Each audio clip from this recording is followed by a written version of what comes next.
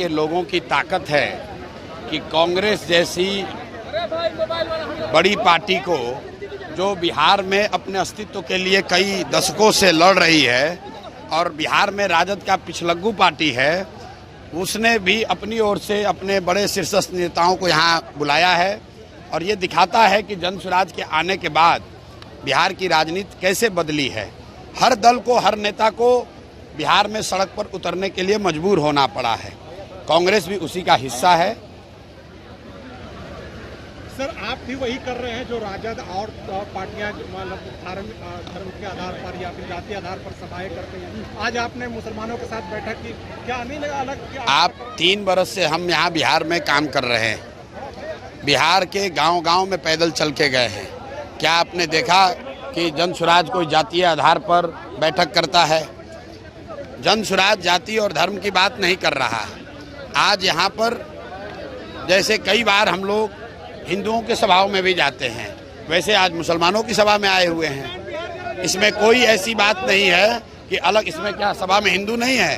तमाम हिंदू साथी यहाँ बैठे हुए हैं। आपने घोषणा और किया है कि जहाँ से मुसलमान और पार्टियां कैंडिडेट खड़ा करेंगे वहाँ से आप नहीं खड़ा करेंगे मुस्लिम कैंडिडेट। मैंने ये कहा है कि अपने आप को मुसलमानों के रहनुमा कहना, जो दल अपने आप को मुसलमानों का रहनुमा बताते हैं, अगर उनको मुसलमानों की इतनी ही चिंता है तो जन स्वराज अपनी ओर से घोषणा कर रहा है कि जहां पर वो मुसलमानों को टिकट देंगे वहां पर जन स्वराज मुसलमान नहीं लड़ाएगा।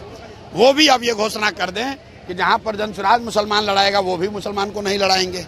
अगर उनको भाजपा को हराने की इतनी चिंता है तो ये घोषणा करके देख लें। वो नहीं करने वाले हैं। अशोक चौधरी कह रहे हैं कि अमित शाह के बेटे आईसीसी के चेयरमैन बनते हैं और बिहार के बच्चे जो आज भी मेरे भाई, जब तक बिहार के लोग, रुक जाओ भाई, जब तक बिहार के लोग नेताओं के बच्चों के लिए वोट देते रहेंगे तब तक नेताओं के बच्चे बढ़ते रहेंगे।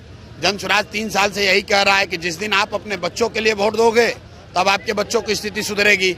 नहीं तो कभी लालू जी के बच्चे का जीवन सुधरेगा, कभी अमित शाह के बच्चों का जीवन सुधरेगा।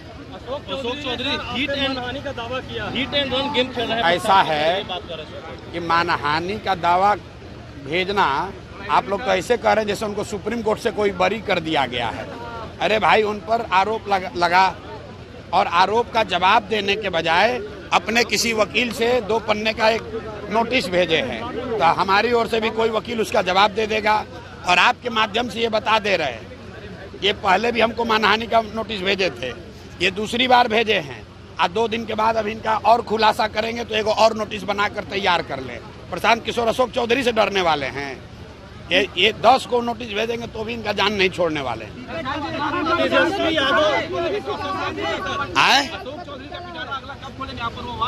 अरे आपको बता तो दिया कि भैया अगले 2-3 दिन में इन पर नेक्स्ट किस्त फिर जारी की जाएगी। और इन्हीं पर नहीं, जो नेता जवाब नहीं देगा, दिलीप जायसवाल ने जवाब नहीं दिया, उन पर जारी किया गया किस्त।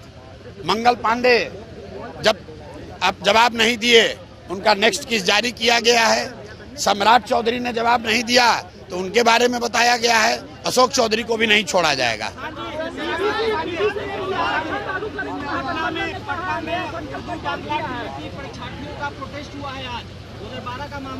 जी मेरे भाई, आप ये बता दीजिए कि पिछले 3 साल में बिहार का कौन सा ऐसा वर्ग है जिसने पटना में प्रोटेस्ट नहीं किया है? अभ्यर्थियों ने प्रोटेस्ट किया, टीईटी वालों ने प्रोटेस्ट किया, सांख्यिकी वालों ने प्रोटेस्ट किया, बीपीएससी वालों ने प्रोटेस्ट किया, आंगनवाड़ी सेविकाओं ने प्रोटेस्ट किया, आशा वर्कर ने प्रोटेस्ट किया, इवन सीओ वीडियो जाके प्रोटेस्ट कर रहे हैं। तो जब सरकार का नेतृत्व अचेतन अवस्था में है और अधिकारियों का जंगल राज है तो यही होगा जो हो रहा है।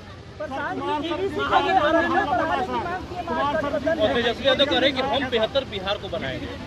तो 15 बरस जब उनके माँ बाप यहाँ पर मुख्यमंत्री थे तो बिहार को उस समय में बेहतर काहे नहीं बनाए? मतलब कोई शगुन निकालने का इंतजार कर रहे थे। 3 बरस जब अभी डिप्टी सीएम उप मुख्यमंत्री थे तब बिहार को बेहतर काहे नहीं बनाए? 18 बरस बिहार को लूटने के बाद, बिहार को बर्बाद करने के बाद ये आदमी कह रहे हैं कि हमको 5 वर्ष और दे दीजिए ताकि हम और लूट लें और बर्बाद कर लें।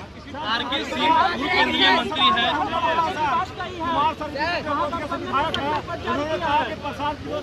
नारा दिए थे कि इस बार नीतीश कुमार और खुद कभी बिहार कभी यूपी कभी हर व्यक्ति के बात का जवाब देना जरूरी नहीं है।